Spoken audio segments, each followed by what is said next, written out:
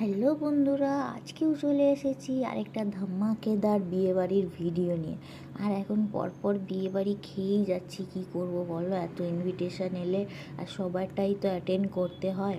তো চলো দেখিয়ে দিই তোমাদের চারিদিকটা। আর আমি স্টার্টার খেয়েছি, সেটা কিন্তু ভিডিও করিনি। অনেক রকমের স্টার্টার ছিল, মকটেল কাউন্টার ছিল। দেখো চারিদিকটা খুব সুন্দর সাজিয়েছে। আর এখানে হচ্ছে প্রথমে স্যালাড থেকে স্টার্ট করেছি, অনেক রকমের স্যালাড ছিল।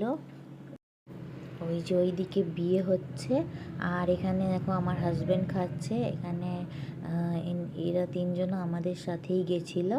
আর আমাকেও একটু দেখিয়ে নিই চলো।